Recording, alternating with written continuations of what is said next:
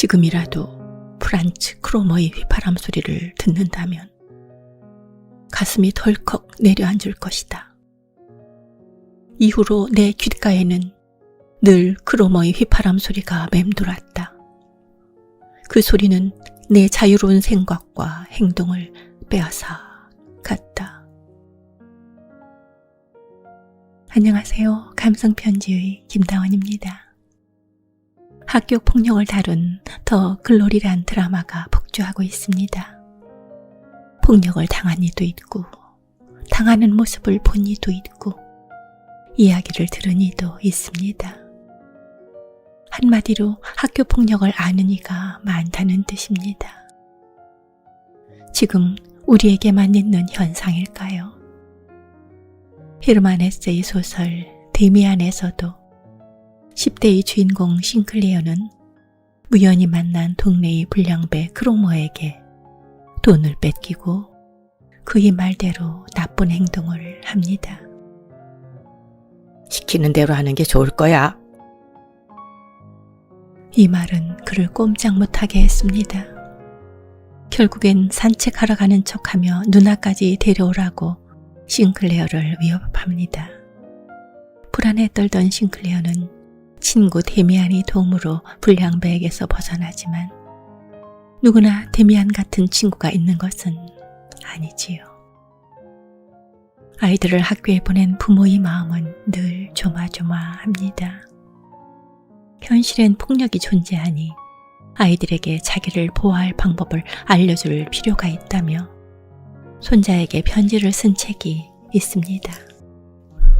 샘에게 보내는 편지입니다. 내 소중한 샘에게, 그리고 세상의 모든 샘에게 그들의 연약함이 우리 가슴을 열어주기를, 그리하여 그들은 보살핌을 받고 우리는 위로받게 되기를.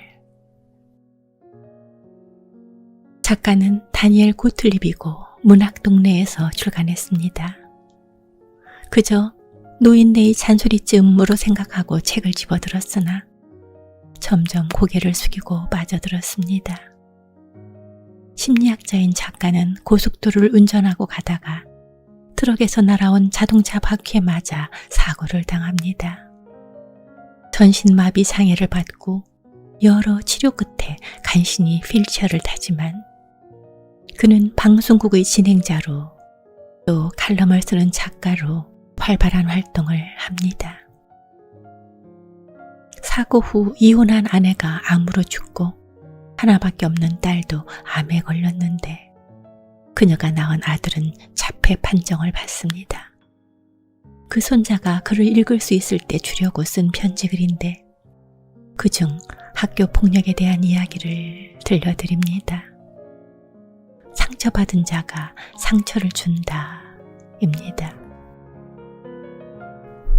쌤, 너는 자폐증이 있는 데다 몸집도 작기 때문에 친구들에게 괴롭힘을 당하지는 않을까 걱정이다. 나중에 학교에 들어가면 널 괴롭히는 친구를 만나게 될지도 모른다. 그런 일이 없기를 바라지만 혹 그런 친구를 만나면 어떻게 대처해야 할까? 가장 중요한 것은 이 문제만큼은 내 엄마 아빠와 함께 대처해 나가야 한다는 것이다. 그러므로 이 글은 너만이 아니라 내 부모에게 주는 글이기도 하다. 우선 너를 괴롭히는 아이들에 대해 알아야 한다. 남을 못살게 구는 아이들은 어떤 아이들일까? 자기 자신에 대해 긍정적인 사람들은 다른 사람들을 괴롭히지 않는다. 심리학자들에 따르면 다른 사람들에게 상처를 주는 사람들은 대부분 자신이 상처를 받아 괴롭기 때문이라고 한다. 아이들도 마찬가지다. 다른 사람을 괴롭히면서 자기 존재를 확인받으려고 안간 힘을 쓰는 것이다. 물론 그렇게 한다고 해서 자신의 열패감을 극복하는 것도 아니다. 오히려 더 심각해져서 다른 사람들을 더욱 모질게 괴롭힌다. 그런 친구와 만나게 되면 처음엔 당연히 두려움을 느낄 것이다. 그 다음엔 그렇게 당하는 자신이 부끄러워 굴욕감을 느끼거나 분노가 치밀 것이다. 그러나 괴롭히는 친구를 상대로 맞서 싸우는 건 도움이 되지 못한다. 문제가 해결되기는커녕 오히려 악화되는 경우가 더 많다. 불교 우화 중에 이런 말씀이 있다. 독사는 위협을 느낄 때에만 독을 붓는다. 친구를 괴롭히는 아이는 독사와 같다. 독사는 피해야 한다. 다가갈수록 상대할수록 더 많은 독을 품기 때문이다. 그러니까 그런 친구를 만났을 때 싸우지 말고 피하라는 것은 겁쟁이가 되라는 말이 아니다. 현명한 아이가 되라는 말이다. 그 다음에는 너를 괴롭히는 친구가 있다는 사실을 누군가에게 얘기해야 한다. 선생님이나 교장 선생님도 도움이 될 수 있다. 하지만 누구보다도 먼저 내 부모에게 그 사실을 알려야 한다. 내 엄마 아빠는 괴롭힘을 일삼는 친구를 그냥 놔둬서는 안 된다는 걸 누구보다 잘 알고 있다. 그렇기 때문에 다른 어른들에게 알려서 문제를 원만하게 해결할 것이다. 지금부터 하는 말은 내 엄마 아빠가 유의해서 들어야 한다. 쌤이 다른 아이들에게 괴롭힘을 당하게 되면 부모로서 어떻게 해야 할까? 그런 일이 발생했을 때 부모가 결코 해서는 안 되는 일이 있다. 그걸 내게 가르쳐준 건 엘리였다. 데비와 엘리가 학교에 다닐 때 스쿨버스를 함께 타는 친구들 중에 못된 아이가 한 명 있었다. 그 아이는 데비와 엘리를 괴롭히고 욕을 하는가 하면 때릴 듯 위협하기도 했다. 엘리에게 그 이야기를 전해 들은 나는 즉시 스쿨버스를 운영하는 회사와 교장 선생님에게 전화를 걸어 조치를 취해달라고 요구했다. 그런 다음 날 학교에서 돌아온 엘리가 대뜸 내게 화를 냈다. 아빠가 괜히 전화하는 바람에 데비와 함께 교장 선생님에게 불려갔다는 거였다. 물론 교장 선생님은 데비와 엘리에게 좋은 말씀을 들려주었다. 하지만 엘리에게 중요한 것은 그게 아니었다. 엘리는 교장 선생님의 말씀을 들으면서 내가 교장 선생님에게 모든 걸 얘기했다는 것을 알게 되었고 결국 다른 친구들과 달리 자기들만 학교에서 튀는 존재가 되어 창피했던 것이다. 엘리와 데비가 내게 바라는 것은 그런 게 아니었다. 자신의 고민을 아빠와 함께 하고자 했던 것이다. 그저 얘기를 들어주고 그런 다음에 해결책을 함께 궁리해보자는 것이었다. 자기 자식이 못된 아이한테 괴롭힘을 당한다는 사실을 알았을 때 화가 나지 않는 부모는 없을 것이다. 하지만 분통을 터뜨리기 전에 부모는 먼저 아이의 상태가 어떤지, 아이가 진정 원하는 것이 무엇인지를 알아야 한다. 아이를 가장 좋은 방법으로 도와주고 싶다면 부모는 일단 자신의 분노와 불안을 접어둬야 한다. 아이가 다급한 위험에 처했다면 물론 즉각 조치를 취해야 하겠지만 그런 경우가 아니라면 아이의 말을 잘 들어주고 대화하는 게 우선이다. 스쿨버스 사건이 있은 지 몇 년 후 여자 환자가 찾아와 학창시절 괴롭힘을 당해 너무 힘든 시기를 보냈던 얘기를 들려주었다. 그런데 정작 심각한 문제는 어린 시절 그녀에게 일어났던 사건이 아니었다. 그 일로 인해 자기 부모에 대한 신뢰를 잃어버렸다는 게 더 큰 문제였다. 그녀가 12살 때였다. 학교가 파해 혼자 집으로 걸어가는데 그녀보다 나이가 좀 더 많은 남자애들이 다가오더니 겁을 주며 몸을 쿡쿡 찌르고 더듬었다. 가까스로 도망쳐온 집에 그녀는 어머니를 찾았지만 마침 집에는 아버지만 있었다. 아버지는 딸이 놀란 모습을 보고 대체 무슨 일이 있었느냐고 물었다. 딸의 얘기를 들은 아버지는 아는 아이들이냐고 다그쳐 물었고 그중 한 남자애가 같은 동네에 산다는 걸 알았다. 격분한 아버지는 그 길로 딸이 알려준 남자의 집으로 달려가 문을 박차고 들어갔다.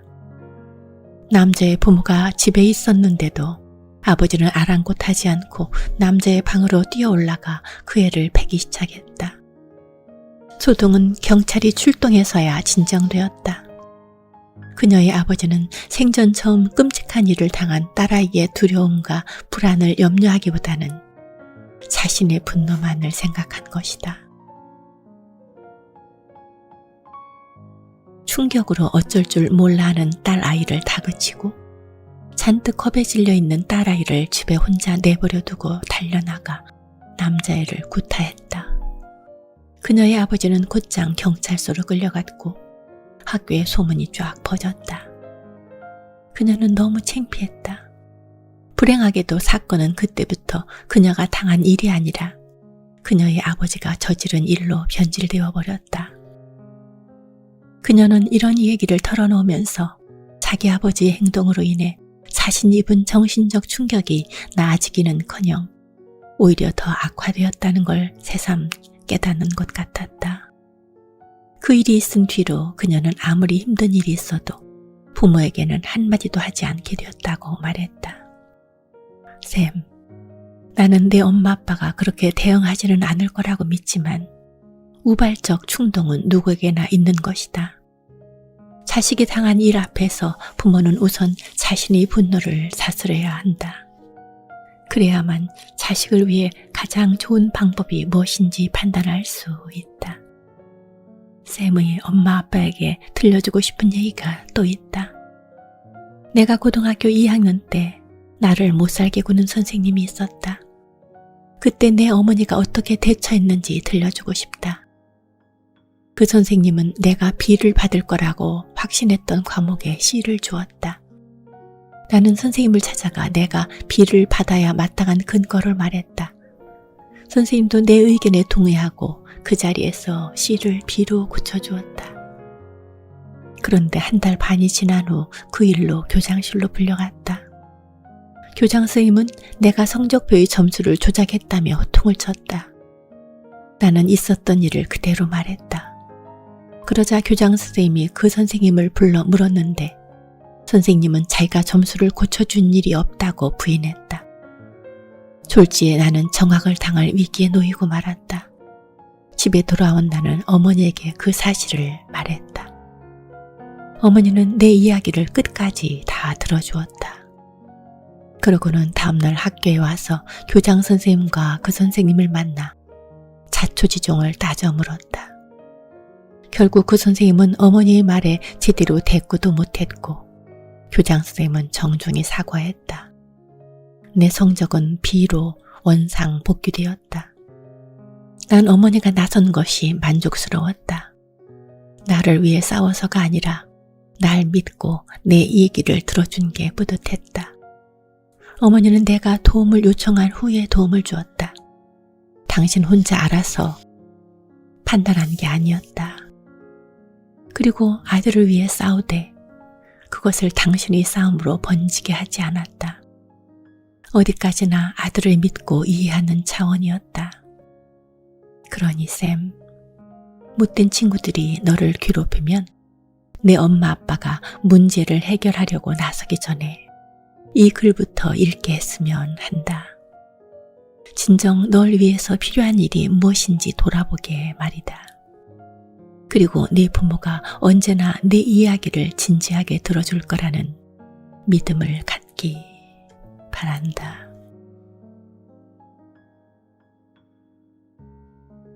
신체 폭력이나 정신적 폭력을 당하면 자존감이 낮아집니다. 벗어날 방법이 없다 생각하면 자살을 생각하기도 하고 실제로 이어지기도 하지요. 또래 집단이 만들어지는 사춘기에 우쭐하고 싶고 남에게 힘을 자랑하고 싶고 존재감을 나타내고 싶어 버리는 단순한 놀이였다고 치부한다면 당하는 입장이 되어보면 어떨까 합니다. 또 학교 폭력의 가해자였거나 지금 가해자들은 꼭 읽어봐야 할 책입니다. 올해도 폭력 없는 건강하고 행복한 한 해가 되기를 바랍니다. 감사합니다. 토요일에 뵙겠습니다.